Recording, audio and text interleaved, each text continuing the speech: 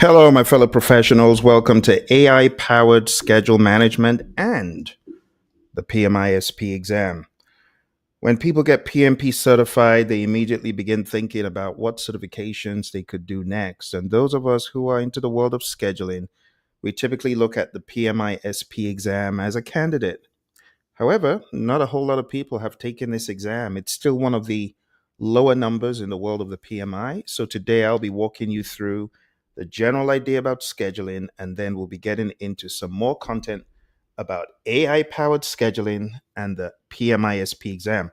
But first of all, let's jump into a quick introduction for those of you who have not met me. My name is Phill, and I have been a PMI-SP for the past 15 years, and I got certified as a PMP 5 years before that. And I've been fortunate enough to train lots of organizations in various topics surrounding project management, agile leadership, and so on. And those are a few of the organizations I've been fortunate to train. You see, one of the tracks that is not represented here but is on my opening slide is around the topic of leadership. And I was fortunate to learn with John C. Maxwell the topic of leadership, joined the John Maxwell team back in the day.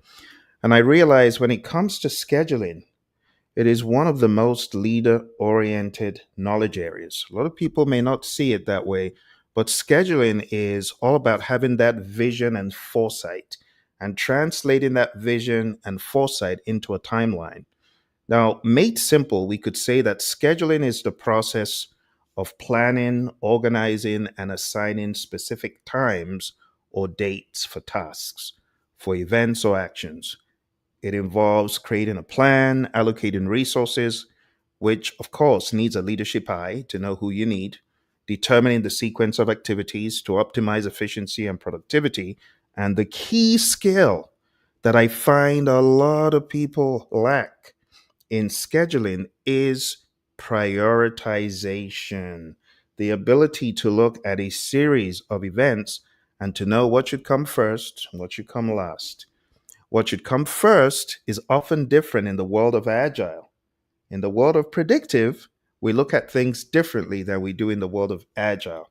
Because in agile, a lot of our decisions are based on value first, delivering value. Remember the Agile Manifesto principle that says our highest priority is to satisfy the customer through early, that's time management, and continuous, that's time management, early and continuous delivery of valuable product. So you see why scheduling could be looked at as more leadership and also the need to be agile. And I find a lot of people lacking in the prioritization area. So put on your prioritization hat anytime you need to schedule. So in the world of the PMI, let's dive into schedule management. I'm going to try to give you a crash course. This usually takes 4 hours, but I'm going to try to do it in less than 15 minutes. I just want to take you through the 6 things that you should be aware of as a scheduler. There were 7 before, but one has moved to resource management, but it's still interrelated somehow with scheduling. So, what exactly is project schedule management? It's the processes required to manage the timely completion of the project. So, we want to make sure that we are always thinking about that clock ticking when we're in schedule management. Time is of the essence. So, we're going to plan how to build a schedule. Then, we're going to realistically build a task list, assign durations, and basically track the schedule from the beginning all the way through the end. If we're going to define schedule management in PMI's words, going back to, I got to show you the book because a lot of people, this is the book. It's the 6th edition that I'm basing a lot of this on. So let me blow it up a little bit more so you can see the slides and the text. So we're basing a lot of our studying on the 6th edition.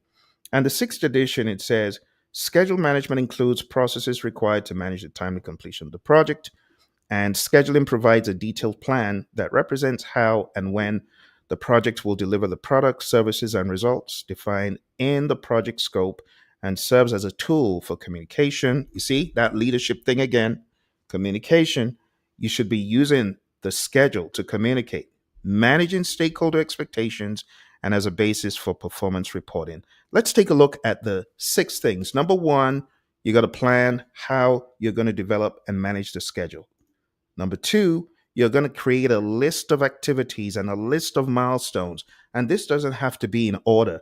Like when I'm working with teams and I'm building a schedule, I'm like, just give me anything you can imagine should happen on the project. We'll sort out the hierarchy later, we'll sort out the arrangement later. And then number three is when you begin to arrange them in order. You put the activities in logical order of occurrence. You're keeping in mind dependencies, and I'll talk about dependencies later on. Estimating the activity durations comes next. How long will each activity take?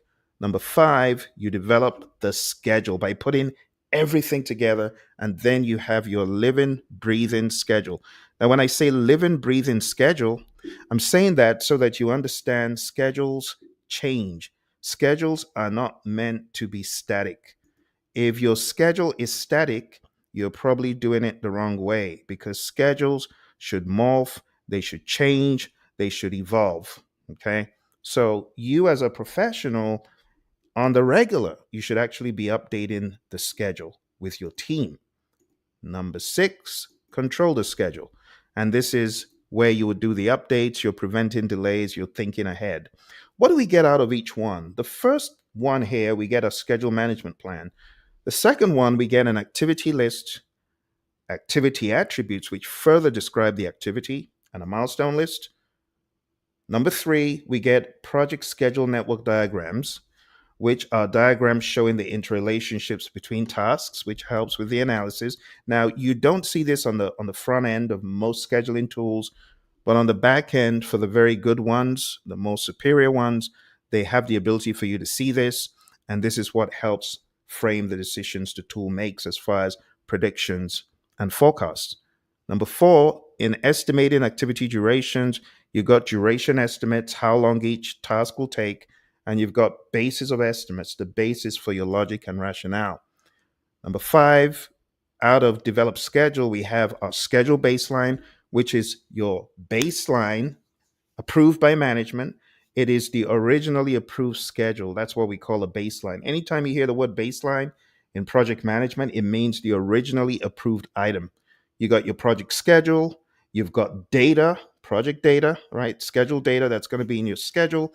And then you've got project calendars that show working time on the project. You know, some projects you're working 24/7, you're working in shifts, and other projects you're just working 8-hour days. So that consideration has to be in the developed schedule process. And lastly, schedule forecast, forecasting what the future will look like. Okay, now I've given you the lay of the land at a very high level. Let's go a step deeper so that you can better understand this. And I know some of you taking the PMP exam, of course, you got to understand this stuff. It's like the holy grail. So, in planned schedule management, without much ado, your major output is going to be a schedule management plan. Your inputs are going to be what you already have, like a project charter. The project management plan components are going to be things you have from scope management, like your WBS dictionary, your project scope statement. Remember, it is your WBS that will eventually be used in the next process. So, right here, you're getting everything that you need to kind of get an idea of how the schedule is going to be developed and managed. You use expert judgment. You, of course, have meetings, and then you output the schedule management plan. That's the major thing you are getting out of here. Okay. So, your schedule management plan is going to have insights from experts, from professionals, and as a result of meetings. Okay, now these icons on the left are just to remind you that's expert judgment, that's your data analysis, that's your meetings, and this is important. You know, the funny thing, a lot of companies they don't do this.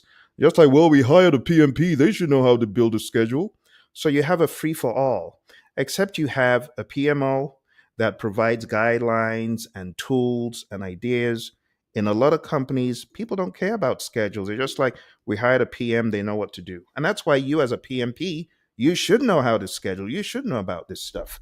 The components in your schedule management plan are going to be ideas about the schedule model development. And when we say model, behind the model is the data. The representation of the data is really what we're referring to as parts of the schedule model because you have the data, you have the visual of the data, and all of that is what we refer to when we say the schedule model development.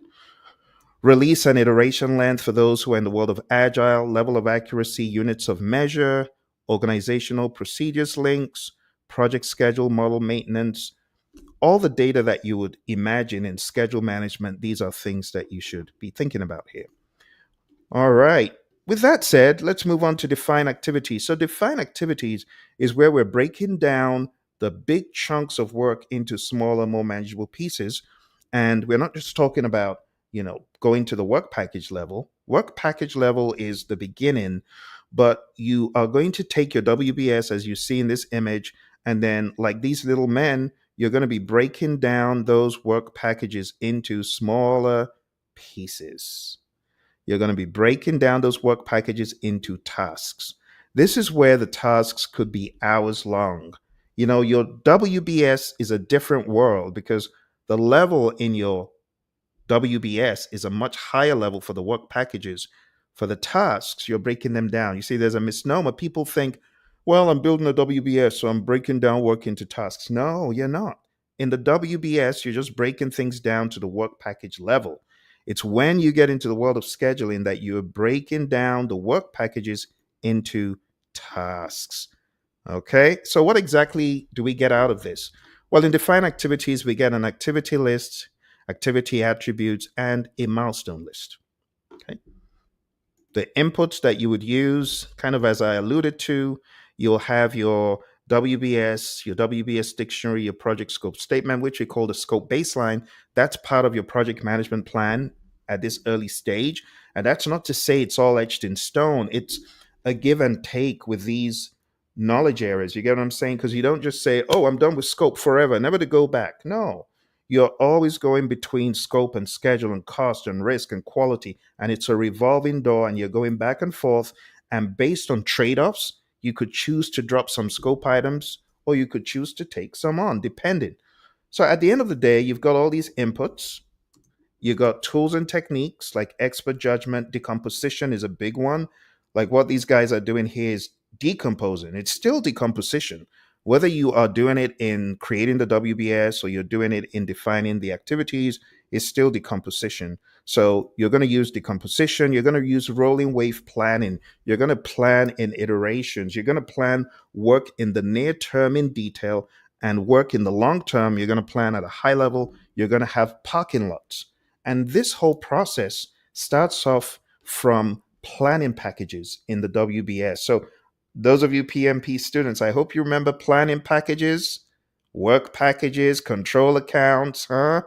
That is stuff you need for your exam. So, planning packages are aggregates of known work. We haven't broken it down because we're going to wait till we're closer to the period of performance. And then we break it down into smaller pieces, but we know that it has known work content in the planning packages. We know cost has been allocated to it. So this mindedness is what we bring into defining activities. We ultimately get a list of activities, activity attributes, which further define the activities, and a list of milestones. And that pretty much is it for define activities, right? We're going to get these three things out. We're going to apply expert judgment. The hammer is decomposition. The waves are to jog your memory about rolling wave planning and things like that. Okay, so decomposition is quite big in the world of the PMI. I didn't really hear that term, even though I was in project management space, until I started getting more into the academics of project management. So decomposition is subdividing the work packages into smaller, more manageable pieces. Rolling wave planning is a form of progressive elaboration in which project deliverables and work to be accomplished in the near term are planned in detail at a low level, and work for the future is planned at a high level. Then we have our activity list of activities. We have activity attributes. Think of this as activity metadata. One of my students came up with this norm out of NASA. He said it's metadata, and it's a good way of remembering what activity attributes really is. It's metadata surrounding the activities, giving you further elaboration on each activity. And then a milestone list just shows the zero duration events. Now, the milestones are really good when you're communicating to senior management because they just look at the milestones and they immediately get what you're trying to say about the dates. They see what is coming down the pike. They see where you're late. They see where you're early and things like that. Okay. So I also wanted to let you know in the old PMBOK, the sixth edition, the breakdown is really thorough. So they'll break down the inputs, then the tools and techniques and outputs could even have sub levels. And these are very good for people who are trying to learn predictive project management the right way without cutting corners. And that's why whenever people say, Phill, which book should I use for the exam, for the SP exam or for the PMP exam to get deeper for mastery? You see, there's a difference between PMP. Oh, I'm a PMP. I'm a PMP. I got a lot of people, they're PMPs. They ain't able to even schedule a lick of work to save themselves.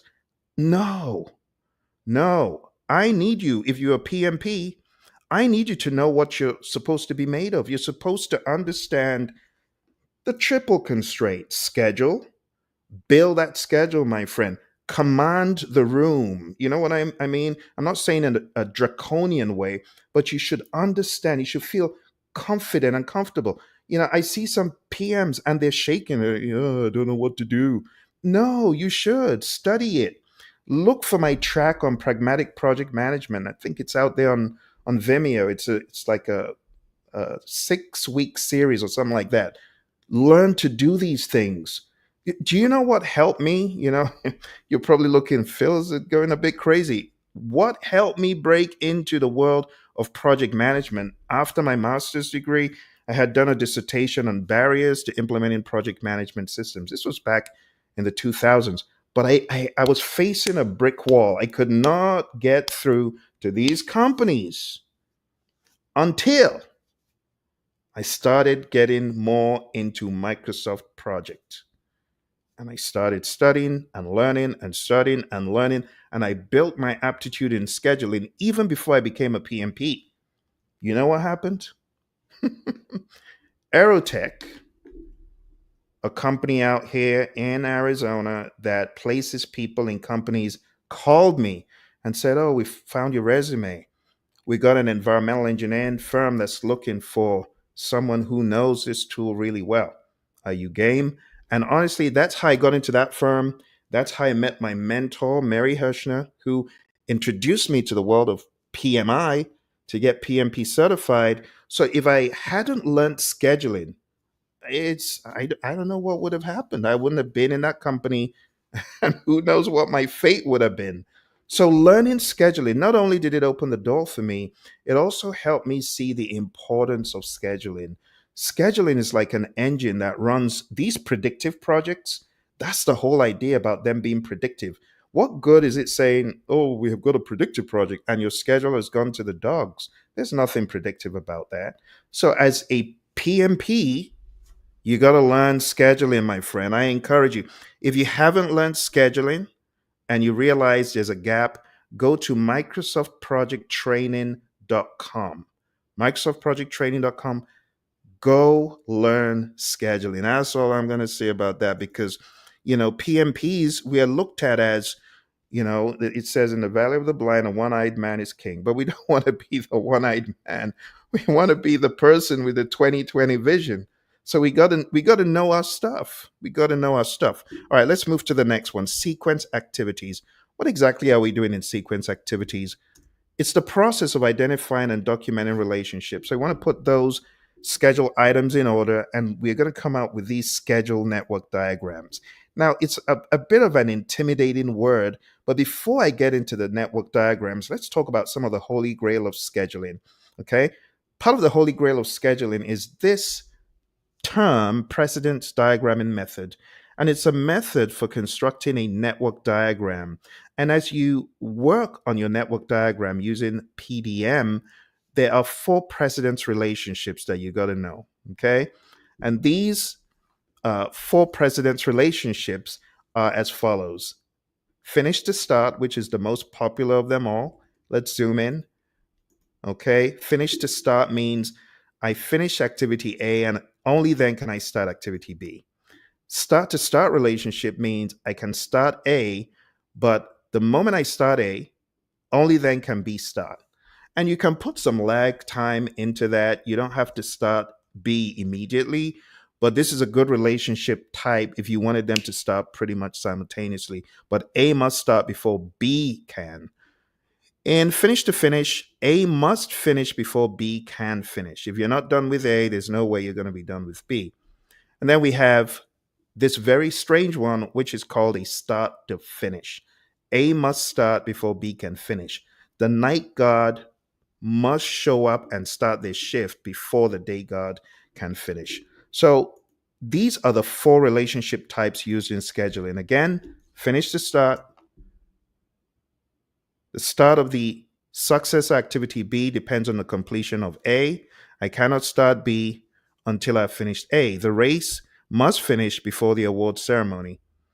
Then we have finish to finish. An example is editing cannot finish until writing has finished.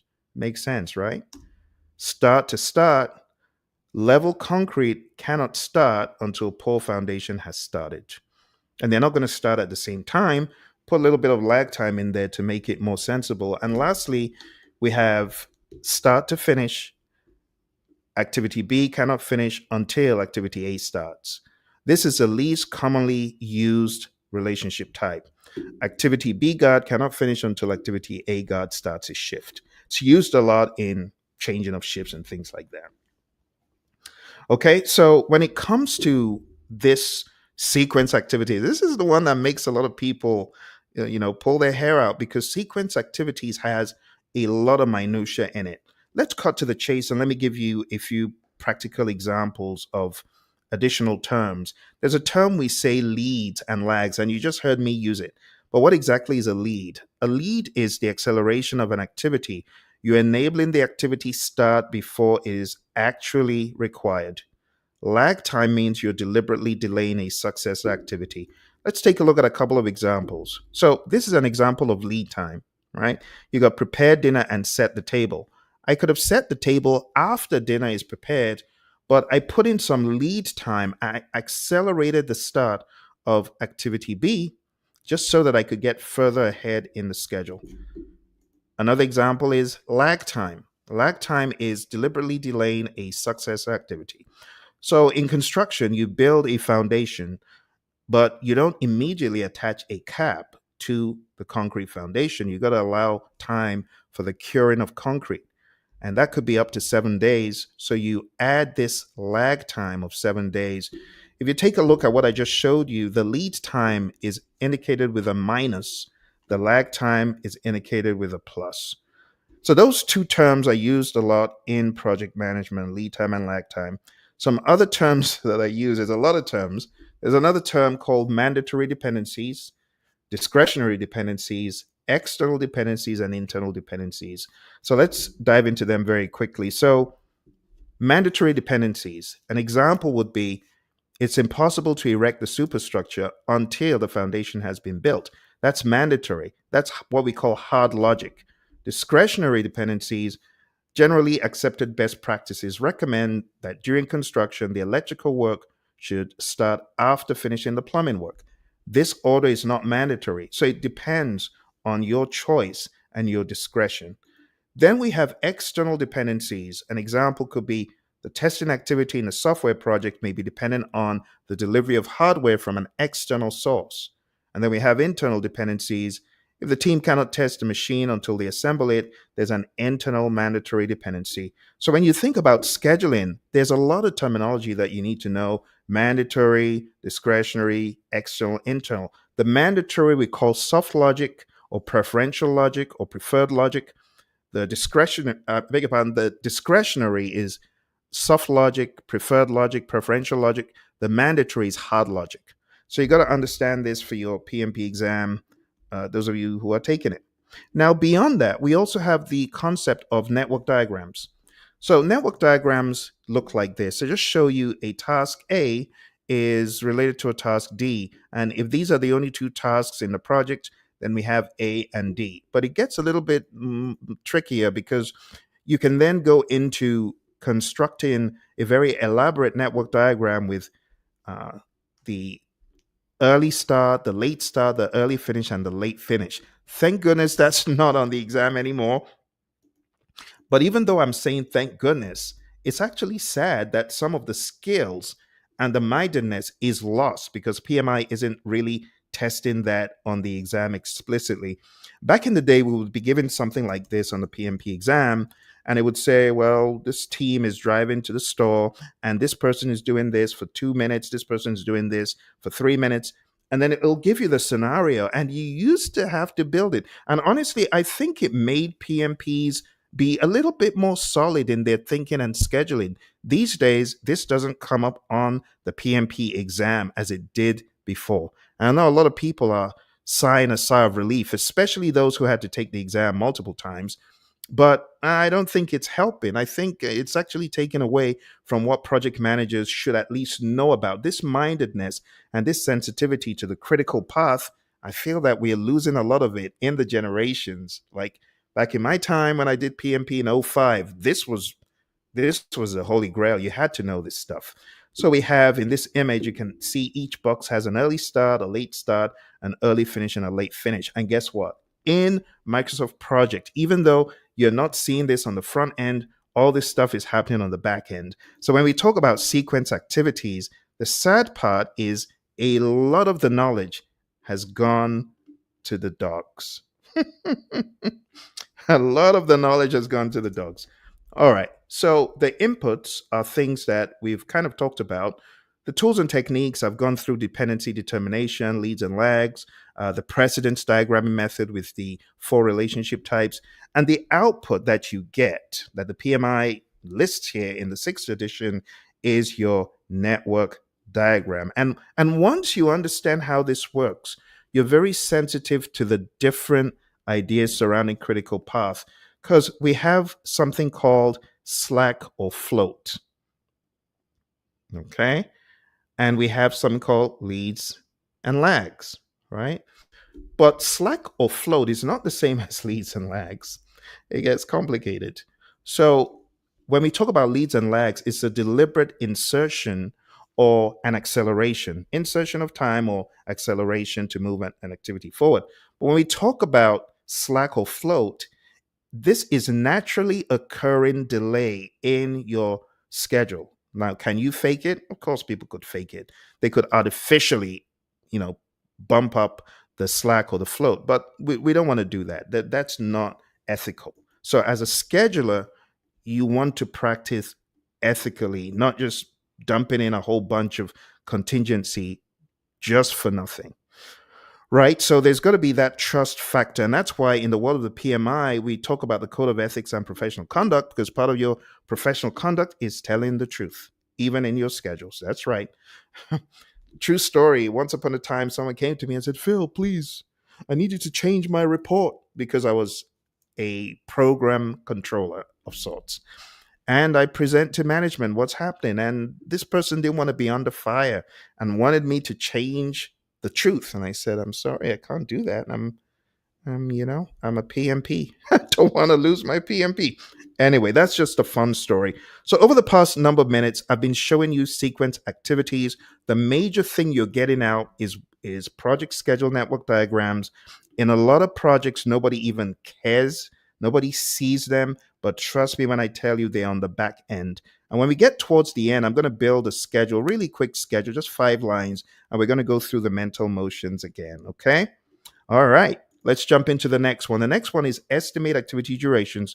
And this is where you're estimating how long each activity will take. You're putting in the durations, and you're also having these bases of estimates, which explain the rationale for the durations that you have put into the project. Okay, so we have inputs, tools and techniques as usual, and outputs. The tools and techniques, they kind of get a little bit deep here. So we have analogous estimating, which is estimating using an analogy, like a past project, but it's a very loose way of estimating. It is very inaccurate, highly inaccurate, but it's quick. Quick and dirty is the word. We have parametric estimating, which is using a type of algorithm or a formula to estimate based on past. We have 3 point estimating, which is using the pessimistic, the optimistic, and the most likely.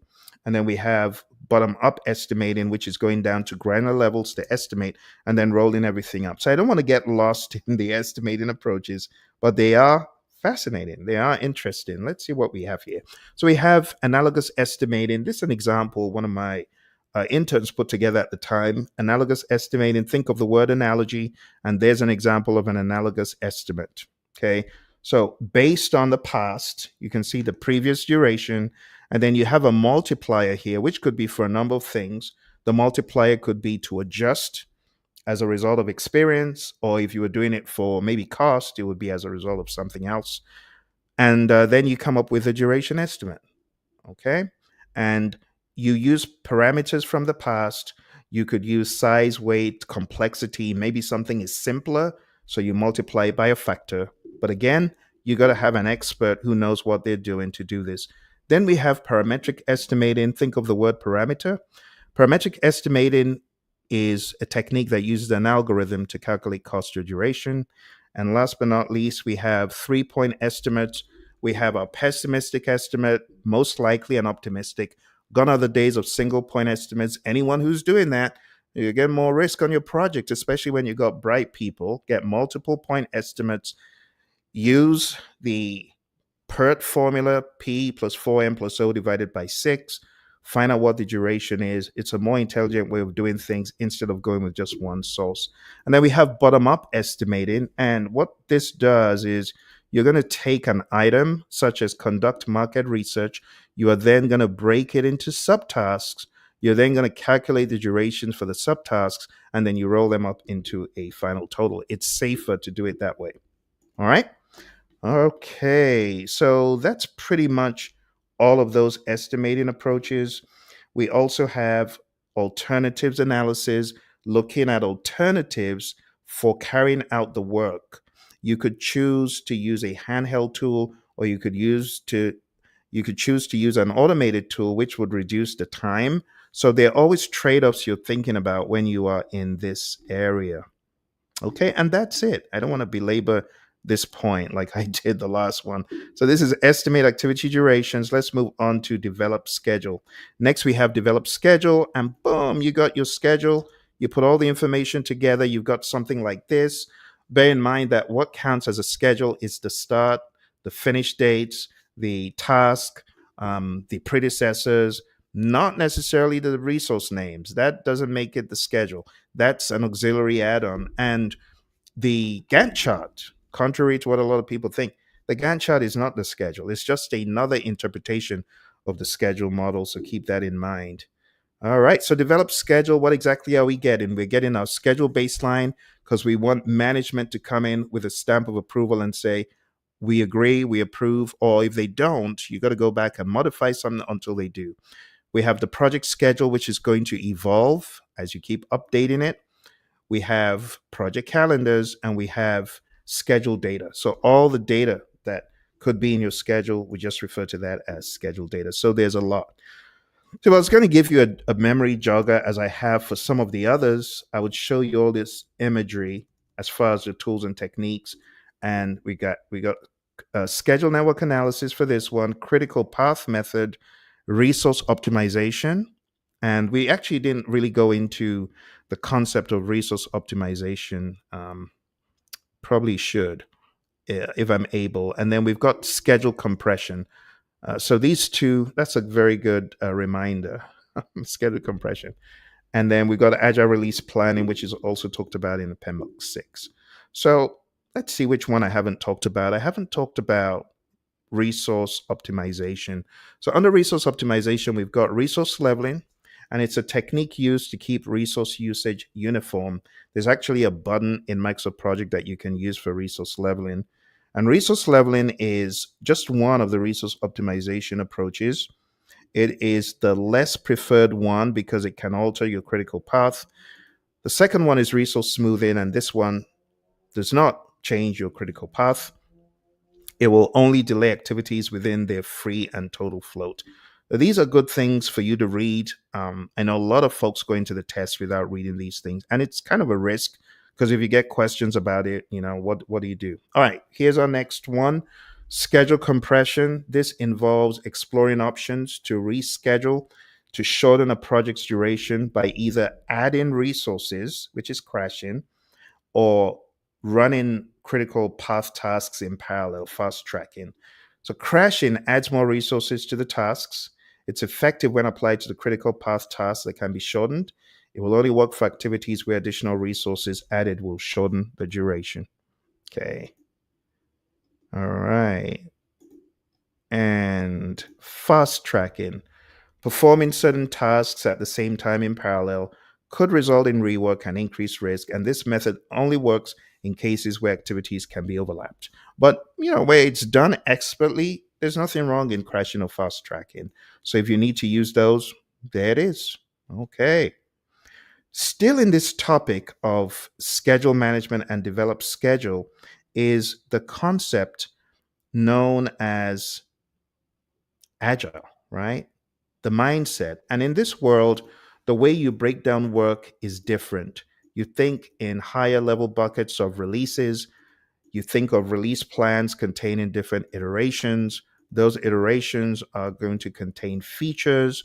And at the lower level, under features, you've got stories. And ultimately, those stories get broken into tasks. So the way we break work down is different. I'm going to show you a couple of tools that I've developed, AI tools that can help you break things down, even in the world of Agile. Now, a lot of folks may be opposed to using AI, but there's nothing wrong in it. There's no shame in it. The PMI have PMI Infinity, which is another tool that you can use as a project manager. I'll show you some of that stuff very soon. But let's try and cap this off finally by going into control schedule. Control schedule. So this is the final one. I wanted to just do it for 15 minutes, but no, I wasn't successful.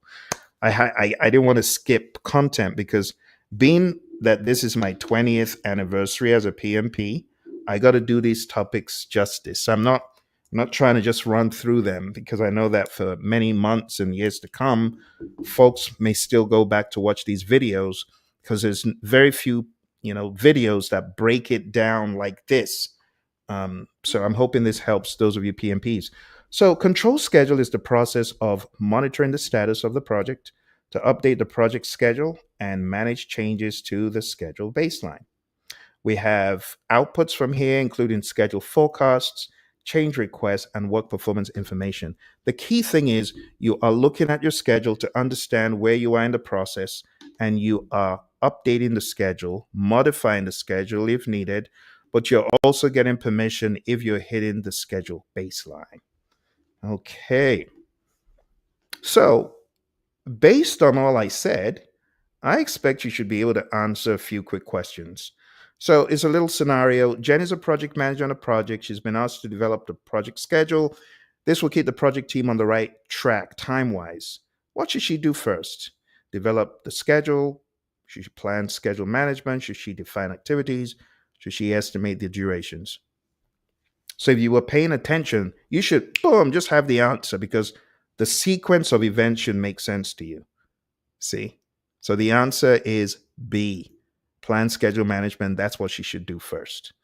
All right. Before getting the schedule completed, Jen must first plan how to develop the schedule. There's so many team members and she needs everyone to agree. So they create a schedule management plan. All right. What does Jan get as an output from plan schedule management? Is it a schedule management plan, schedule baseline, schedule data, schedule calendar? Okay, if you're paying attention, you should be able to say, this is A, Phill. And the answer is A, schedule management plan. All right, so Jen develops a plan for scheduling.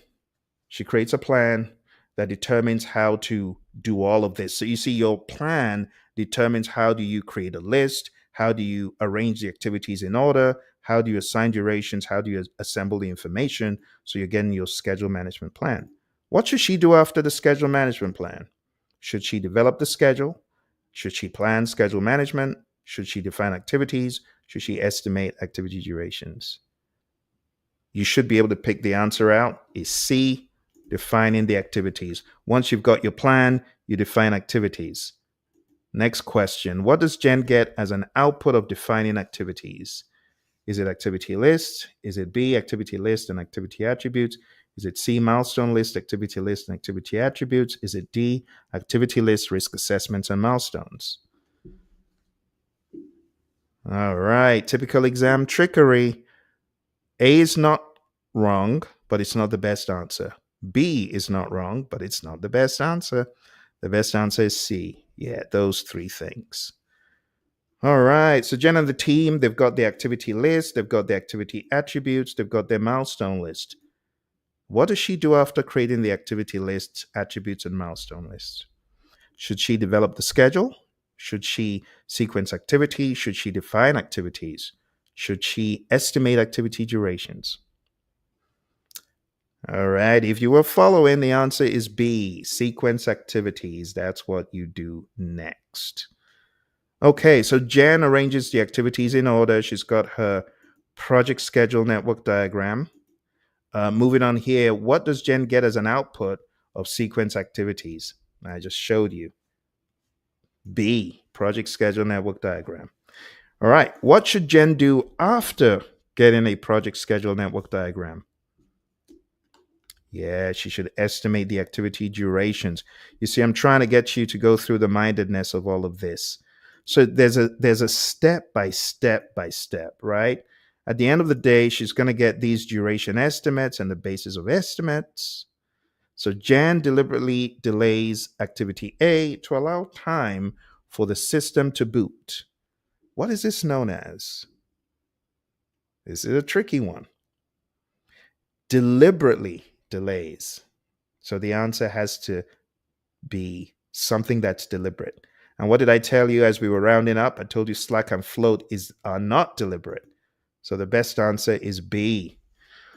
What does Jen get as an output of estimate activity durations? Is it A, activity cost estimates and base estimates? Is it B, basis of estimates? Is it C, duration estimates and base of estimates? Or is it just D, duration estimates? Okay, those who are paying attention know that the answer is C, duration estimates and basis of estimates. All right, then you put all the information together. You got your schedule baseline, you got your project schedule, you got your schedule calendars, you got your schedule data. So now Jen is going into the controlling of the schedule. And she's going to do schedule forecasts. There could be change requests, there could be WPIs. So let's say Jen is working and she's got members who are working 80-hour weeks and 60-hour weeks. That's not the best. What does Jen do? She does resource leveling. Resource leveling, right? She could do resource leveling. And you see the level of work that some people are putting in. Some people are putting in 80 hours. That's crazy. So what does Jen need to do? Jen needs to level the resources. So as you're leveling the resources, you're taking this extra work, you're moving it elsewhere down in time, and this will elongate the schedule. Your schedule is going to become longer, you see. But let's say she carries out resource optimization and the critical path is elongated by several days. What does this describe? Yeah, the answer would be A. Because if she's elongating the critical path, it cannot be smoothing, right? Cannot be C. It's not either or. The one that alters the critical path is leveling. Okay. And it's not fast tracking or crashing. It's totally different. All right. Here's another concept, my friends. Resource smoothing. We take that same bunch of work, but we're only going to distribute it within the slack or float of the project. We're not just going to spread it anyhow. We're going to do it within the slack or the float, the naturally occurring slack or float. All right, Jen carries out resource optimization. The critical path does not change. Some activities are rescheduled within the available free slack, total slack, and project slack. By the way, you got to know all three, right? Total slack is how long can you delay an activity without affecting the project's end date. Free slack is how much can I delay an activity without delaying a successor. And project slack is how much can I delay the start of the project or anything in the project without affecting the customer required due date. So Which of these options best describes our actions when the critical path doesn't change? Yes, the answer would not be A, and it would not be C or D. It would be B. All right. So when you think about schedule compression, you're thinking like this. Okay. Crashing or fast tracking. And then you got to break it down further to understand crashing is adding more resources, paying to expedite parts on the critical path, or working overtime. Fast tracking is running critical path tasks in parallel.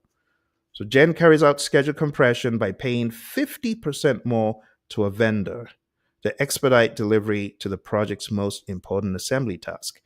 Which strategy is this? Spending more money to expedite is crashing. Okay, here's another question. Jen carries out schedule compression by running 5 otherwise sequential tasks in parallel. This is easy. You should know this. The answer is B, fast tracking.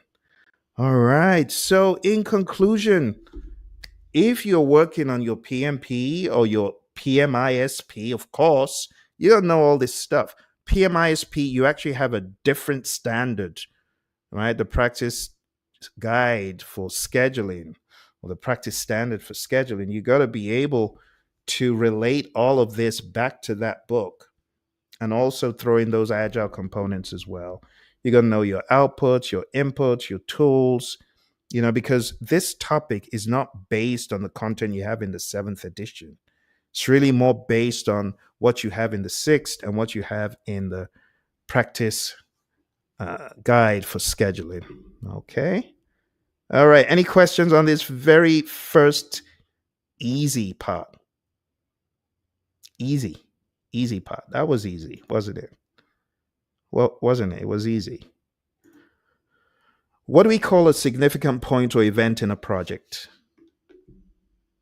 It's a milestone, right? A milestone. So little questions like this, I expect that you should be able to answer them. It's a very tough topic. I don't expect people to be able to withstand a lot of what is being said.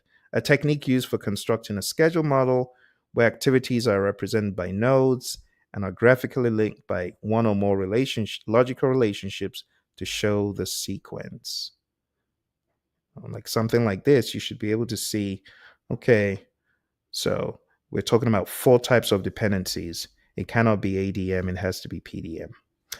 All right. Well, we went into a lot of content there, And just bear in mind that scheduling, if you're doing the PMI-SP exam, you got to be able to tackle things like this. For the critical path, you got to be able to tackle things like this. You got to be able to tackle them. I got my fair share on the exam. All right, let's shift gears here and go into leveraging AI for scheduling across industries. So I'm going to give you, first of all, before we even go into this, let's first of all talk about building a schedule, because I haven't shown you how to build a schedule from scratch. We got to go through the mindedness. Okay. So let's go through the mindedness of building a schedule, and I'm going to share Microsoft Project with you. But before I share Microsoft Project with you, for those of you who say, Phill, I can't afford to buy Microsoft Project, let me show you a tool that you might be interested in. This tool is called Project Libre. Project Libre is a free tool that is very much like Microsoft Project. Let me just hit new there. And let's say PM. Okay. Boom. This is Project Libre. I'm going to put a link to Project Libre in the chat. It is free. And if you have always wanted to learn scheduling and you're like, I don't know what to do, this might be your answers to that need, So let me put this in the chat. And those of you on Instagram, and put that in the chat as well. All right, there you go, Project Libre now. And put that on the screen for those of you watching after the fact. So Project Libre is a free software tool Works very much like Microsoft Project. You can put in tasks just like you would in Microsoft Project. Task 2. You can link them, the same way predecessor of 2 is 1, and it's linked. You basically, I want to say about 80 to 85% of what you can do in Microsoft Project, you can do in Libre quite conveniently. You could also include resources, you could save baselines, you got all these menus for tasks, resource, and views. 100% free.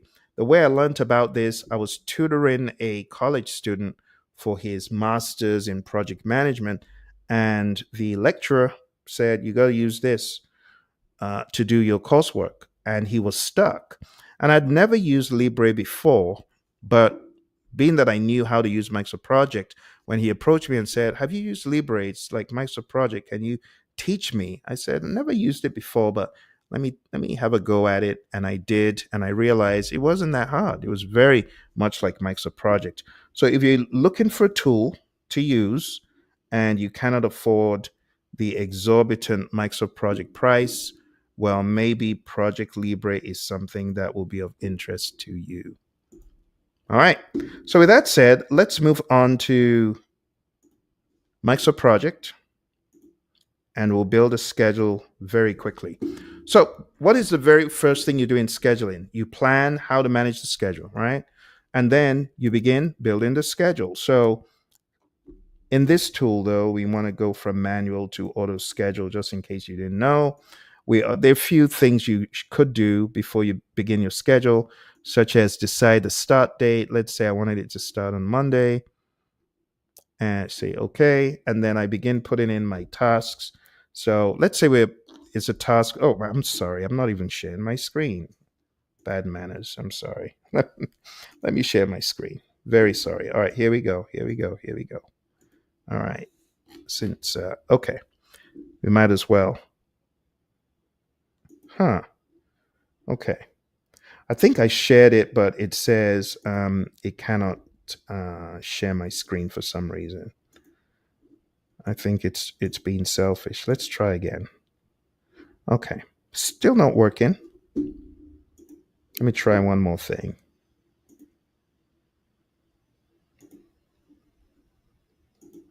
Let's try the entire screen, see if that works. Okay, good. So the entire screen works. So here we are, and like I was showing you that you could go into project, and you could go into project information. Let's make it maximum. Okay, let's get rid of that. Okay, so you can go into project information, and you can put in the date you're starting the project. And in this case, let's say I wanted it to start on the 24th. I could put that in, and I begin putting in my tasks, because remember, it's plan, schedule management, define activity. So this is define activity. So I could say research ingredients by ingredients, uh, turn on oven, mix ingredients, bake cake, check. Let me do this. Serve cake, check oven, wash up. Okay. So imagine we were going to bake a cake. We had friends coming over, we want to have a good time. We put in all of these things we're doing. Now that's define activities, but sequence activities is looking to see if they make logical sense.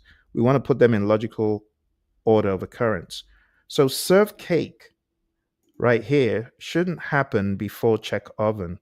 Doesn't make sense. So it's in this one of sequence activities that we move things into their proper position, right? Sequencing the activities with the right relationships. Over here in predecessors, we could just put in a 1 as a predecessor. That means line one comes before line two. Or we could put in, uh, let's put in a start to start. So turn on oven and mix ingredients. We could say 3SS, which is a start to start relationship, which means mix ingredients and turn on oven are linked with a start to start relationship, just for the illustration. Then we put in a 4. We can put in a 5 here, and we can put in a 6.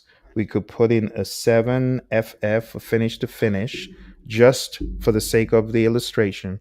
You also need to put in duration. So I know this is baking a cake, and it would be like very, very short duration. So you could do like a zero point 0.5 for days.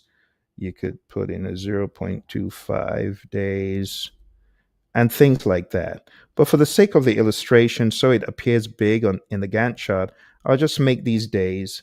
You know that it hopefully won't take this long for humans to bake a cake. That is far too long. So I'll just put in some random days here, and then we'll just say party complete. And all we're doing here, we're doing a combination of things. We're doing a combination of defining activities, sequence activities, going back and forth between them. And then we put in a 0, right, for the milestone, because we want to show a milestone, and we got to link it to 8. So we put in an 8 there.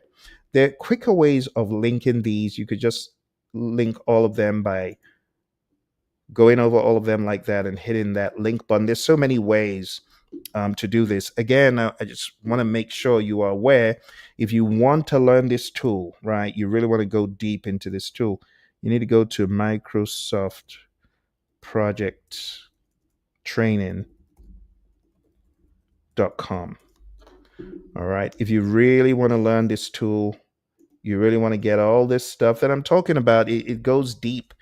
And, a lot of the content you're going to encounter here, that stuff was done in front of a live audience with students who are PMPs. They're now forgotten they've done it. They got their certificate from the course, and they are good. They feel really empowered learning Microsoft Project. So we'll make this a milestone. I will link it. We'll link it. Go after the party, go to Microsoft Project Training.com. So far, I've shown you define activities, sequence activities. We also did estimate activity durations, and boom, that's your schedule. That's your schedule. There's so many other things you could do with this. You could put in resource names if you wanted to, you know.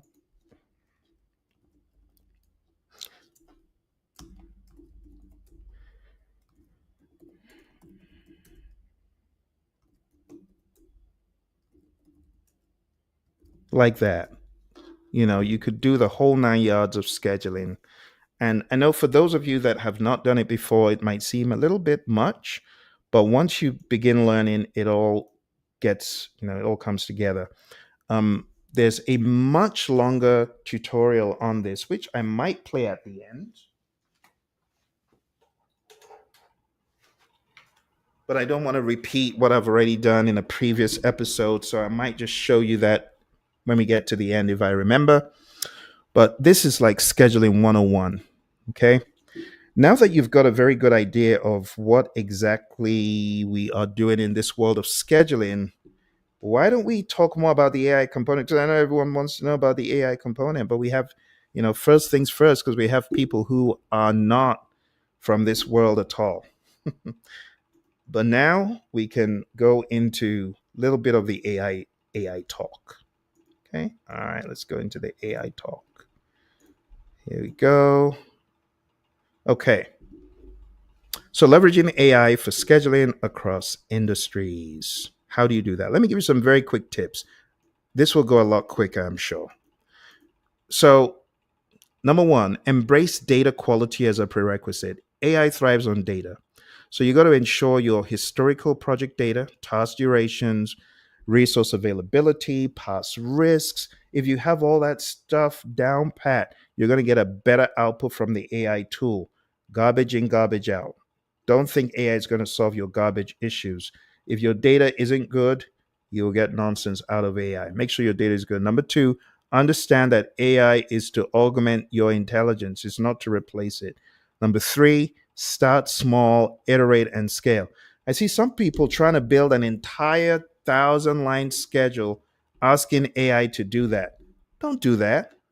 You will get the worst result. In fact, AI will refuse to deliver. What you probably want to do is build by phase.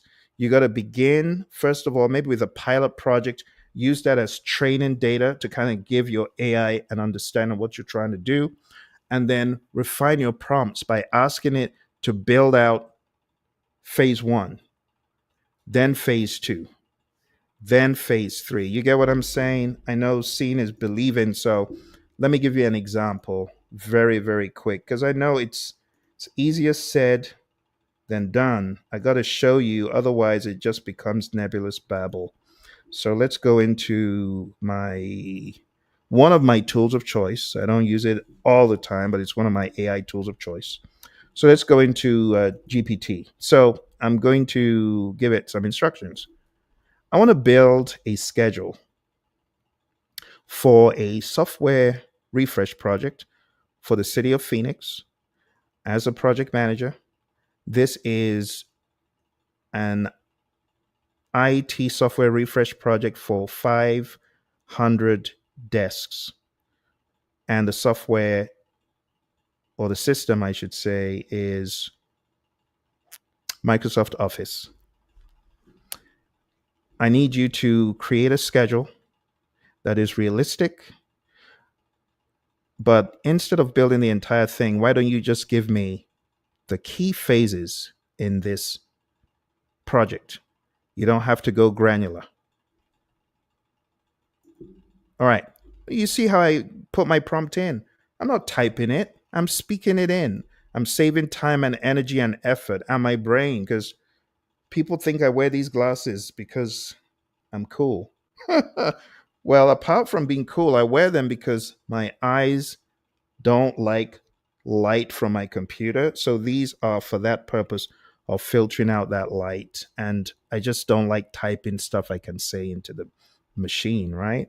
So here we go. We got phase one, phase two, phase three, phase four, phase five, phase six, high level milestones, all that stuff. Okay. So I like using the affirmation technique to say well done to my AI, right? I like affirming that it's done a good job. That was an awesome job. Can you guess what we're going to do next?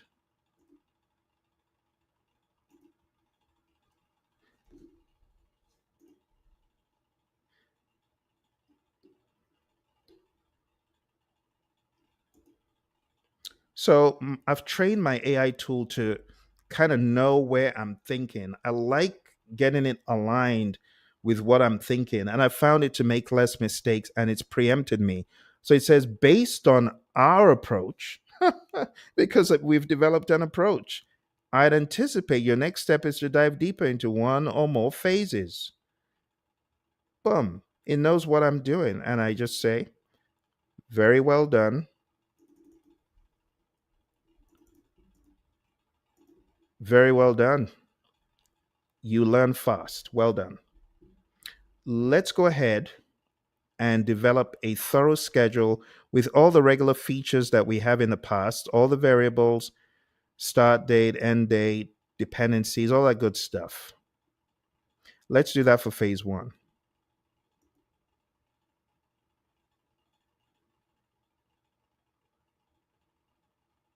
It analyzes and thinks, and boom, there's there's my schedule without much thought. And it's given me just phase one. Okay. I'm not going to ask it to do all the phases at once because I don't know if you've noticed the quality of output diminishes.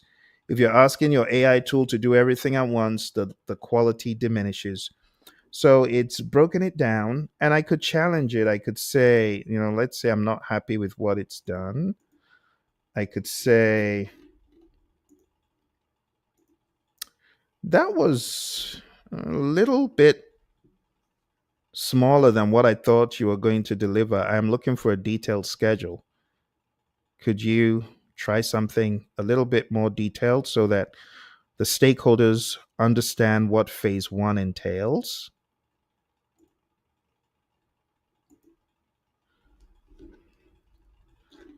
So I go back and forth. This is how scheduling with AI could work. You could go back and forth. Now you see it's giving me more robust output. And again, it has to be quality. So it's not just about volume, but it's about quality. Okay. Now all this stuff that we're doing here, you could you could download it, and then you could just take it into whatever tool you want. But when I was telling you to do multiple iterations of prompts, this is what I was talking about. Okay. Don't try to do everything all at once. All right, let's jump back into slide deck. Okay. All right. So start small, iterate, and scale. Number four, focus on predictive and proactive. So AI excels at identifying patterns and forecasting. Leverage this to predict potential delays, resource shortages, and risks before they become problems. Leverage real time adaptability. Modern AI scheduling tools can dynamically adjust schedules based on real time changes. Now, Microsoft Project is still trying to catch up. There's no AI functionality in it yet. But knowing how Microsoft works, they will eventually get there.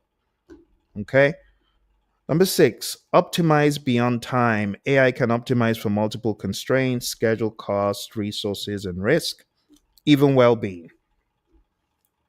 Number seven, integrate with existing goals, existing tools. For maximum impact, ensure your AI scheduling solution integrates seamlessly with your current project management software. Number eight, prioritize transparency and explainability. So, while AI can seem like a black box, strive to use tools that offer some level of transparency. Number nine, continuously learn and refine your prompts.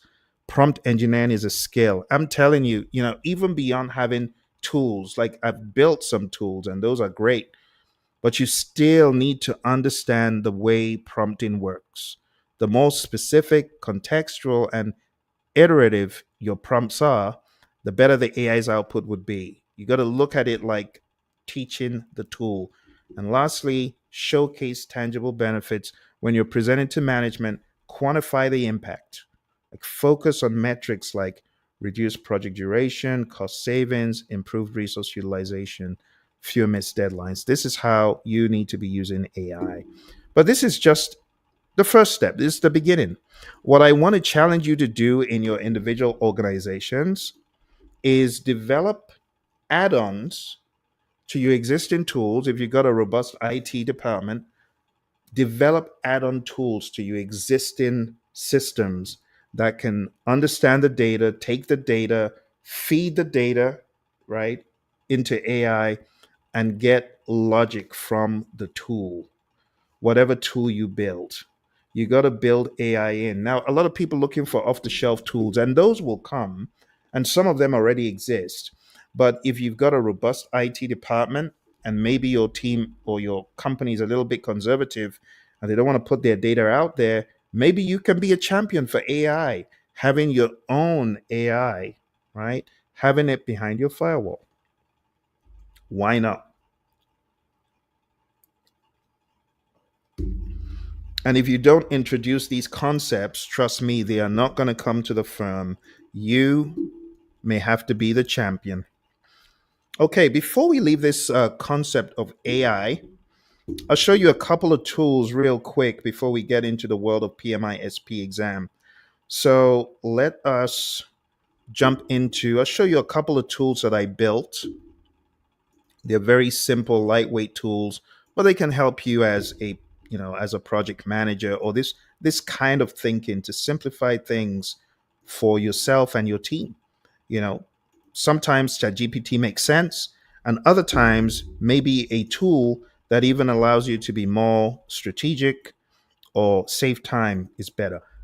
Here's an example of a project schedule generator tool I created. And the way it works is you put in the project topic or the description. So, what I gave GPT a few moments ago, that project, I could go back, I could get that information, and then I could put it in here. So I could say an IT software refresh project for City of Phoenix for 500 people. And the start date, I could just put in a start date of somewhere in the future. And all I need do is hit generate project schedule. Just a touch of a button, generate the schedule, and in the blink of an eye, the tool has generated a schedule that could be a good beginning. It's not going to be the final thing, but it's going to be the beginning of whatever you take and build in Microsoft Project.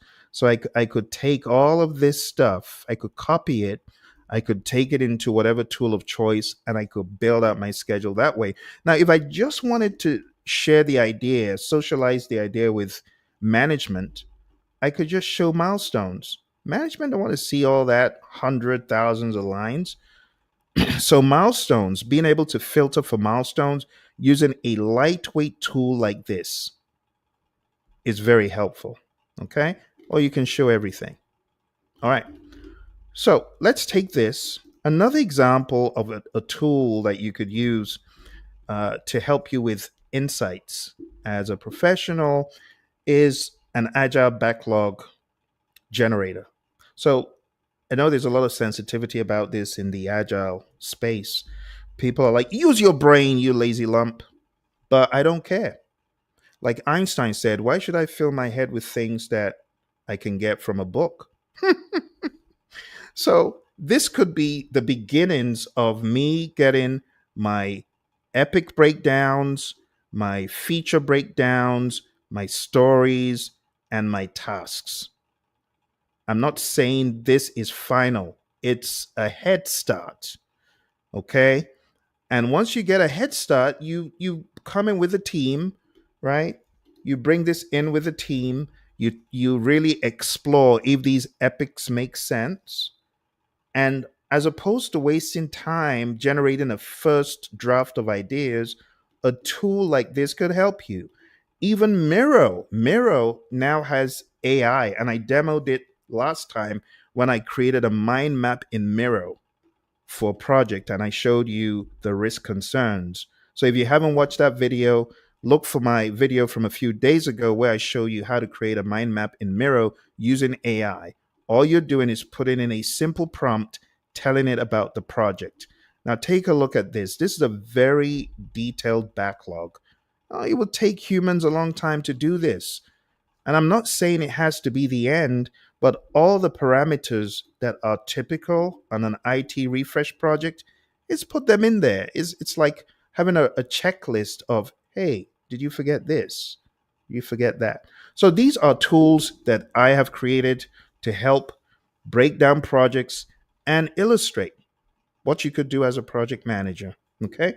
So, with that said, we've talked a little bit about AI in general. I've shown you a couple of tools I've built. Now, I'm going to show you some power prompts. These power prompts will have management not in agreement. So, I'm going to show you 10 power prompts that you can use for scheduling as a professional.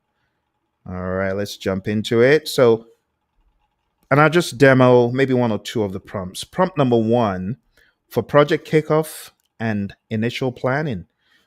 You could give a prompt to AI by telling it who it is. So you could say, as a seasoned project manager, you've been tasked with developing the optimal project schedule for our new, insert the project name, initiative.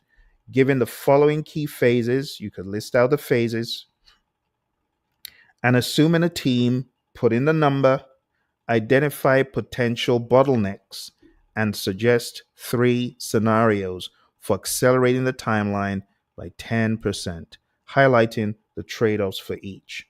That is just one power prompt. And I'm going to keep this on the screen for a bit. For those of you who want to just screen grab it, you can actually just take it, feed it into AI, and you can get AI to break it down for you because I'm not going to type everything in a chat. But if I keep it on the screen, this gives you some ideas that you can take back to AI and create your own prompts from my prompt, right? You could put in a prompt for resource optimization, risk mitigation, what if scenario analysis, which honestly, please use it. Please do your what if scenario analysis. Low hanging fruit. You're going to look really good. And then for stakeholder communication, you could say draft a concise executive level project status report, include the current project health. Now, if your company says don't use AI, well, I guess you gotta obey their wishes. You cannot put company related information in that, right? Because of ethics. But if you have the ability to do that, do it. If you don't have the ability to put in information of a sensitive nature or from your firm, you could just say, give me a high level roadmap for how I can do XYZ, like stakeholder communication and reporting. Just bounce ideas off it. Don't put your company data in, but use it to bounce ideas off. So I'm going to do one with you. I'm going to show you an example of this one. Number one, okay. So what we're going to do is jump into Chat GPT. And honestly, if you folks have been using GPT, you know how easy it is to do a screen grab, feed it into ChatGPT, and you basically are going to ask ChatGPT to do what you want it to do. ChatGPT can now read from images. So if you just copied all this stuff that I have on the screen and fed it to GPT, it'll be able to give you the text, which is pretty cool. All right, so I'm going to copy this prompt. It's a bit of a long one. Okay. Let's go back to ChatGPT. I had opened a few moments ago. Right there. Into GPT. All right, here we go. All right, so we're in GPT and we're going to put this in the chat. So, as a seasoned project manager, you've been tasked with, I'm just going to grab what I had in the beginning. It's going to be quick for us. So I'm going to copy all that stuff I had. You've been tasked with developing the optimal schedule for, okay. So I'm just going to dump in that example I had. Given the following key phases, I'm just going to say, given the phases you originally identified, given the phases you originally identified, generate a schedule and all that good stuff. Boom. Sent. And it immediately understands. You want me to take the phases we originally identified for City of Phoenix, software refresh, and generate an initial critical path analysis. Bingo, it got it. Just look at that. Look at that. And then it's giving you ideas regarding the critical path and how you could possibly make things better on the project. Scenarios to accelerate by 10%. Okay, now I don't want to go crazily deep into this. I want you to understand the logic. The logic is AI is your partner. Stop doing things alone. Stop doing things the hard way. There ain't no shame in the game of AI. Start using AI ethically, right? If you haven't been using it, but it can definitely help you get so much further ahead. And those are the 10 things that I really wanted you to focus on, the 10 prompts, power prompts. So go back to the recording, do a screen grab, go over them again and again, and let them make sense to you. So I've shown you a couple of tools. This is a very interesting guide. It's from the federal government. It's called the Schedule Assessment Guide. And this is it right here. So I'm going to be sharing, I'm going to be putting this in the chat for you. Schedule Assessment Guide. For those of you who really want to go deep in scheduling, this is free. All right. It's from the US government. You're a taxpayer. You're free to use it. And I guess you should be, right? So why not use it? Don't look a gift horse in the mouth. This is a really good guide because, like the other assessment guides from the US government, this goes deep into the art of scheduling. Let me show you the table of contents. So we've got 10 best practices in scheduling. We've got the integrated master schedule, critical path, planning, scheduling, and the scheduler. A lot of fascinating topics. The IMS, the integrated master schedule. IMS is a consolidation tool, the WBS, stuff that isn't even in any of the books that you may have read for PMP. Okay, so this goes pretty hard into the world of scheduling. All right, and speaking of going pretty hard into the world of scheduling, we're going to round up with this. Okay, so if you're looking to get to the next level, maybe you're already a scheduler, maybe you're into Microsoft Project or Primavera, the big dogs of scheduling, and you are thinking of taking the exam, I want to encourage you to go do it. Take the exam. I took it. I honestly didn't study for this exam because I had been scheduling professionally for some years. I had been working on huge schedules, up to 20,000 lines of schedule. So I wasn't really intimidated by the exam. And my mentor, Mary Hirschner, at the time, she was encouraging me to go more into the world of scheduling. So I just took the bull by the horns, jumped in, scheduled my exam one day, showed up, and passed the exam. I will say, though, that the PMI-SP was the only PMI exam that I was counted out of. You see the numbers 10, 9, 8, 7, 6. That was in the days of Prometric. I don't know if Pearson is like that.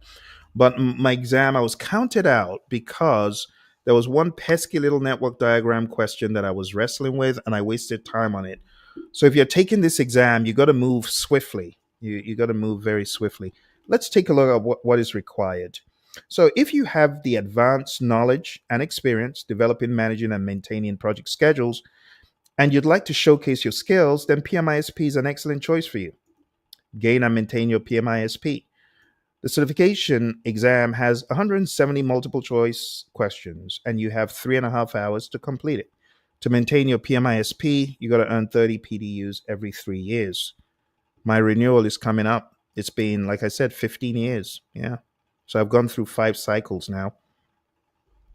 The prerequisites for this exam: secondary school diploma with 40 months of scheduling experience within the last 5 years, 40 hours of project scheduling education.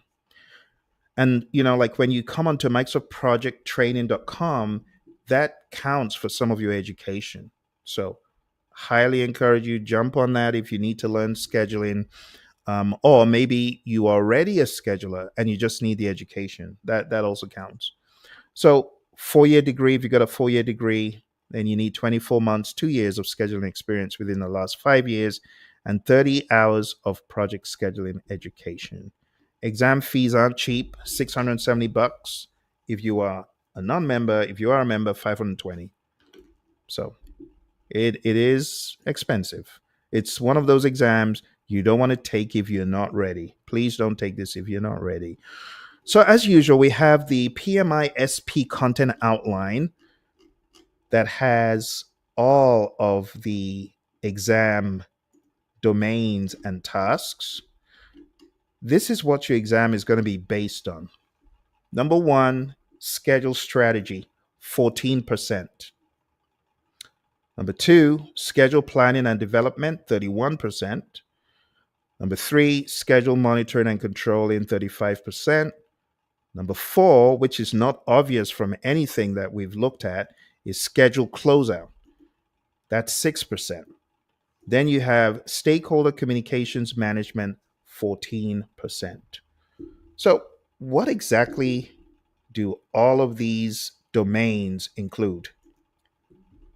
Don't worry, I've got you covered. I'm going to break this down for you. And by the time I'm done, you'll have a better idea of what is required for the PMI-SP exam.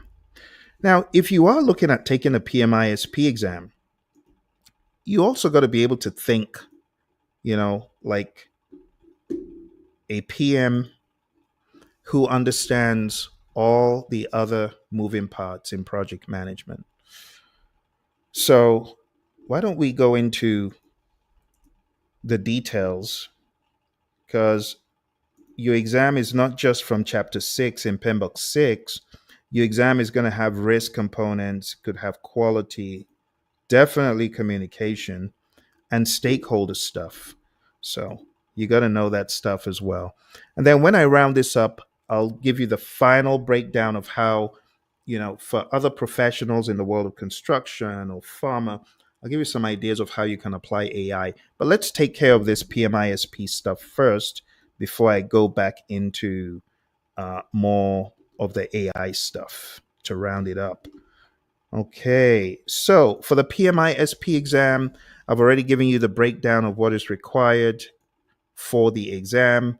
Domain one is schedule strategy, and this is 14% of your exam. So in schedule strategy, they want you to establish the project schedule configuration management policies and procedures, and they want you to incorporate best practices, regulations, and standards. So you got to see yourself as a leader who is bringing thought leadership about scheduling to the firm. You're also going to ensure accessibility, storage, retrieval, maintenance, change control. So you're thinking more strategically. Okay. The second task in this domain is to develop the schedule approach based on unique project characteristics, enterprise environmental factors, EEFs, and organizational process assets. They want you to define schedule requirements. Again, if it's something you haven't done before, you got to put yourself into that thought process. And number three, establishing schedule policies and procedures. The methods, the tools, the parameters, thresholds, granularity, formats, all that stuff. To be perfectly honest, my time at Honeywell in defense and space, all this stuff was already provided for you. The EEFs and OPAs, all that stuff had been factored in, and you were told this is how you schedule. This is how you break down the work into the WBS. These are this is the way we do planning packages, work packages. These are the rules, and they're rules. So if you're fortunate to be in aero and defense, the more mature companies, then I want to wager you've already encountered a lot of this. Addressing earned value management analysis is also important. Analysis in general and approval requirements. These are things that you do in this first domain. The fourth task, develop scheduling components for project management plans. You got to integrate scheduling into scope, cost, quality, resources, risk, and procurement because scheduling is not standalone. Number five, provide information to project team members, communicate objectives. The scheduler role needs to be defined. I played that role in previous organizations and facilitate effective participation. The knowledge and skills for this domain, contract requirements, regulations, standards. Because I don't know if you're aware, when you're doing work with certain entities, especially those into heavy predictive projects, government projects, they are going to give you a contract that states how you develop the WBS and the schedule, how you create the WBS, how you develop the schedule, how frequently you update the schedule. All that stuff is in a contract. So you got to be aware of schedule control processes, all the OBSs, WBS, RBS, that kind of stuff. And then the project charter. All right. So that's domain one. Let's go to domain two. Domain two is beefier. So domain one was just 14%, scheduling, planning, and development, schedule planning is double that and some, 31%. So the very first thing here is you got to understand the WBS, the OBS, control account, work packages, all that stuff. You should be all over it. Collaborating with SMEs and stakeholders, analyzing contractual commitments, very important. And in the real world, this could be quite challenging. It could be on some projects. Defining activities and milestones, using decomposition and scheduling policies, but you're not doing this in isolation. You're doing this with a team, whether you're working with engineers, you're working with developers, you're working with doctors, you're working with the pharmacists, just like we did in a lab project where we were creating a schedule for this monster lab project, state of the art lab. You got to have the bright people in the room when you're doing all the breakdowns of activities. So this is not for you to do in isolation. Number three, estimate activity durations. 3-point, parametric, analogous, PERT. We talked about that previously, so you understand this.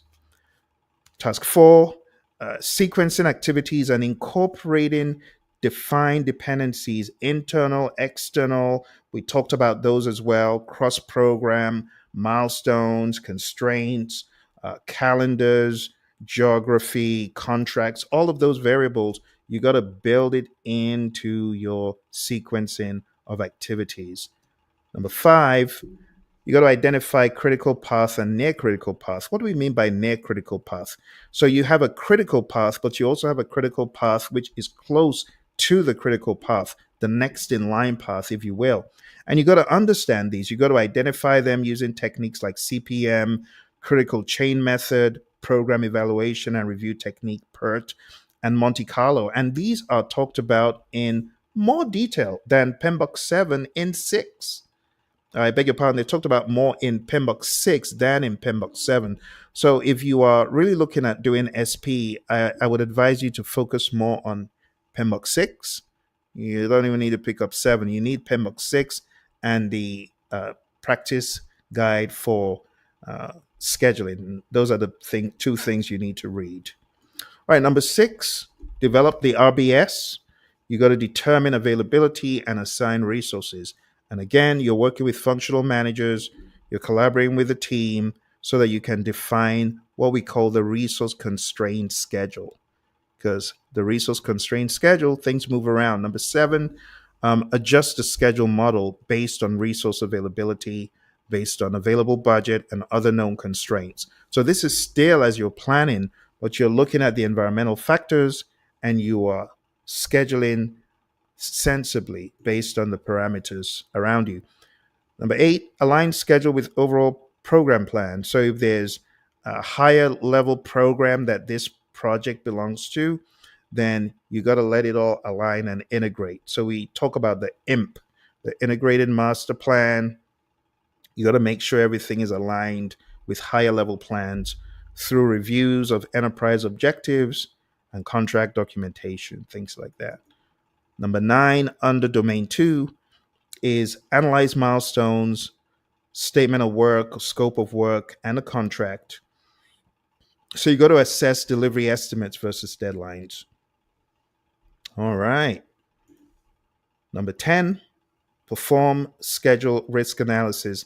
I talked about a little bit of this last time, but if you haven't checked out the palisade.com website, PALISADE, which will lead you to Lumivero, do that. It's good for you to be educated on how Monte Carlos work. And let me see if I can just put that in the chat. Palisade.com. This is something that you scheduling aficionados definitely want to go look up. You want to know what's going on in the world of scheduling. Let me put that in the chat. All right. Lumivero.com. It's definitely a site that you PMI-SP aspirants want to take a look at. It will help your understanding of Monte Carlos for sure. All right. Number 11, obtain consensus on baseline schedule. So you got to obtain a consensus of from the project customer, the sponsor, the project manager, the project team members in order to establish an approved schedule, baseline schedule. And some of you might say, but aren't I the PM? No, you got to understand PMI-SP, you are not necessarily the PM. You could be, but you're not. You got to think of yourself as a scheduling professional, similar to what I was. I was not the PM, I was the scheduler. See? And I was a program controller. So my job was not the project manager, program manager. I was focused in on scheduling. So what we're saying is if you have built the schedule, you're not the PM, you got to get PM consensus. Obviously, you should have been working with them, but the way the PMI has written the outline is from the reality of being a scheduling professional, not a project manager. Okay, so you got to go all in. Honestly, anyone taking the PMI-SP, they got to be able to withstand watching this because I know it's very difficult to watch. There's a lot of content, right? There are a lot of moving parts. But as a scheduler, yeah, you got to know this stuff. All right, number 12, establish performance measurement baseline, the PMB, standard techniques for performance measurement baselines, using organizational processes and standard techniques. You got to be familiar with that. All this stuff has got to make sense to you. Otherwise, it's kind of risky to take the exam. All right, knowledge and skills, scope statements, estimation techniques, dependencies, leads, lags, resource groups, calendars, PDM, risk assessments, performance measurement baselines, and inter-project dependencies. Okay, I got to get my skates on. I'm going to go a lot quicker because I have a time constraint. Wow, I did not know the time had gone this far. Time goes when you're having fun. Yeah, it's almost going to 2 hours now. So, domain three, schedule monitoring and controlling. 35% of your exam. Number one, you got to collect activity status. So, you use reports and meetings and inspections. Number two, you got to get resource information and updates. So, what we mean is you got to go through reports, timesheets, meetings, inspections, or other standard procedures in order to report on resource utilization. This is a fun thing to do. And when I say fun, I mean the opposite. All right. Number three, perform schedule analysis and audit. So, what we're talking about here is the in house and subcontractor schedules, industry standards, and best practices. You got to do audits on those things in order to identify and report project schedule, status changes, impacts, or issues. All right. Number four, identify alternative execution options. And we use what if scenario analysis for this. Number five, incorporate approved risk mitigation activities. So your change control will involve taking these risk mitigation activities, getting approval, and adjusting your schedule based on that. Number six, update the schedule model and baseline changes. So you're going to receive this through formal change control process in order to maintain an accurate schedule and facilitate forensic schedule analysis if required. The knowledge and skills, things that we've talked about, progress measurement, metrics for control, schedule change control, reserve analysis, analyzing your reserves. You got to look at your management reserves, you got to look at contingency reserves. And in this case of schedule, it's really more of that buffer in the schedule. Risk assessment techniques, PDM, and arrow diagramming method. All right, moving on to domain four, schedule closeout. So we don't talk a whole lot about schedule closeout, it's just 6%. But you got to obtain final acceptance of schedule components, work with the sponsor and the customer. And we're talking about facilitating project closeout. So there has to be an agreement that those things that should have been done are done. Evaluate final schedule performance against the baseline using scheduling tools.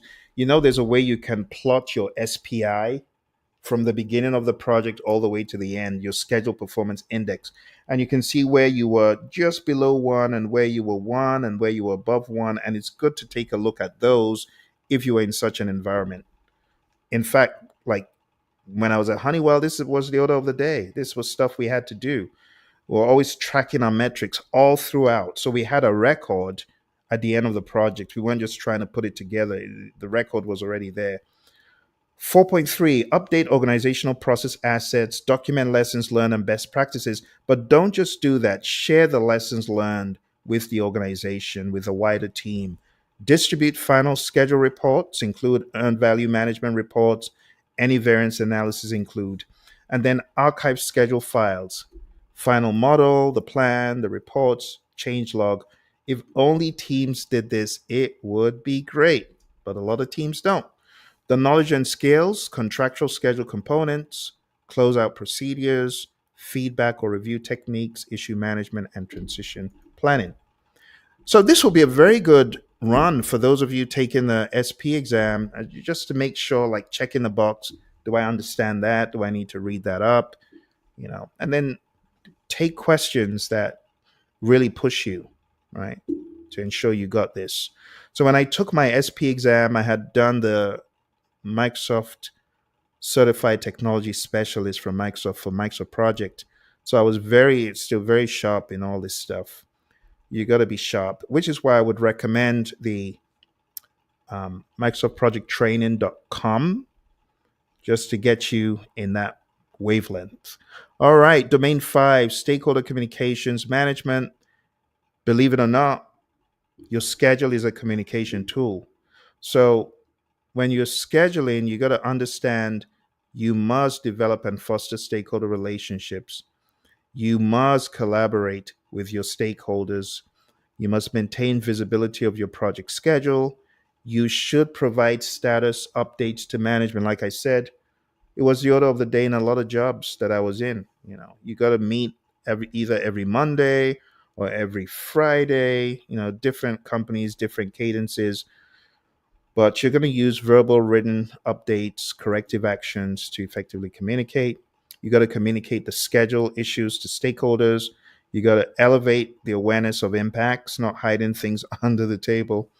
And the knowledge and skills, senior management communication, understand how they would rather you communicate with them. Visibility techniques, things like milestone charts are just a very good way for you to immediately get them on that page, and communication management plan. Cross-cutting skills, there's so many. You got oral and written, you got facilitation skills, negotiation skills, cultural sensitivity, project life cycle, conflict resolution. There's so many. You can read them all, but don't take your test without going through them with a fine-tooth comb. Okay. All right. Now's a very good time to ask any questions, because I only have about 5 minutes left before we round this up. So if you got questions, put them in the chat. Before we round up, I am going one more helping into the world of AI. Okay. Then this will be it. So let's talk about how you can leverage AI in scheduling for IT projects. You can use AI based velocity forecasting. Much to the Agile aficionado's horror, yeah, AI has come to Agile. AI driven backlog prioritization, and you can use GPT prompts to analyze code. Like, I think I've got a couple of videos out there showing you early day GPT. This was like 2 years ago. So I used it to develop code for games and just various things. And I showed you right there on the spot. You should be doing this. If you're in the world of IT and you're not using GPT to analyze your code, to look for ways of optimizing code or doing things, what are you doing? Come on now. You should be using it. An example prompt is based on the sprint history and backlog. What is a likely completion timeline for feature X? You could use it in construction projects, AI weather impact forecasting, supply chain, delay modeling, optimizing resource leveling with AI tools. And you could give it a prompt. Given project schedule and historical permit data, what risks could delay foundation completion? So let's take a break real quick, because I haven't shown you yet completely how to feed your AI. Sounds like food, right? I'm talking about feeding it with schedule information. So let's say I've got this schedule, right? Got this schedule right here, and I want to feed it to AI. I just take it and just drag it into GPT. Now, let me show you what that looks like. Let's put that schedule. I'm going to put that schedule in here so you can see it. Okay. Put it in here, and I'm going to show it on the screen momentarily. So this is a schedule I developed just purposely for this illustration. All right. So there you are. Okay. So let me put it on the screen. 1 second. Sorry. I always think I'm sharing the screen when I'm not. Here we go. All right. So this is the schedule. Now I go to GPT, and all I do is I hit the plus, or I just drag it in. I just drag that schedule in, and I say, okay, so bear in mind, this is a PDF. I've dragged it in here. That's it. And I say, analyze my current project schedule for optimization. It is so smart that it doesn't even need it to be in Excel. It's read it in PDF format, and it's telling me the schedule is longer than needed. Several tasks can be parallelized or compressed. See all that good information there? Some resource idle times, gaps between dependent tasks, potential bottleneck in appliance orders and cabinet installs, interior designer and decorative elements are late stage, optional, but blocking final QC. And it's giving me the critical path, and it's telling me how I can get rid of the bottlenecks, optimization scenarios. See that? And going back to the schedule, it was a PDF. How many lines? Just 50 lines. You could feed it with much longer schedules, could be in PDF, doesn't even have to be MPP, doesn't have to be XLS. Just good old PDF, boom. And it gives you, it's basically coaching you. See, this is coaching you on what to do. All right, let's go back to where we were. Just got a little bit left, my friends. It's been longer than I thought it would be because the risk, the RMP exam, when I talked about that one, that took 2 hours. I didn't think this would take 2 hours, but it has. It has. There's a lot to discuss. Okay. Let me bring up the PowerPoint. All right. So we've talked about construction, and I just gave you an example how you can feed your schedule in.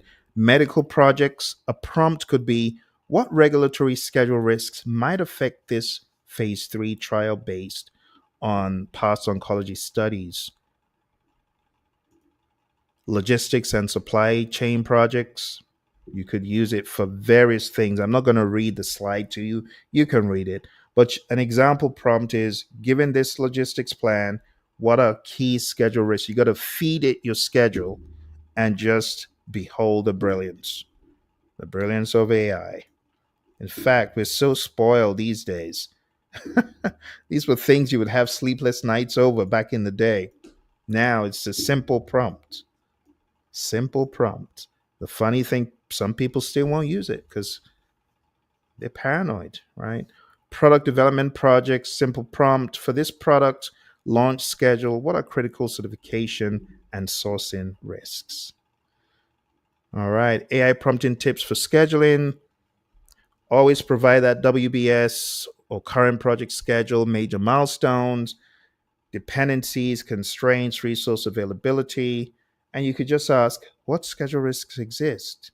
Where might resource constraints delay milestones? What if scenarios should we model? See.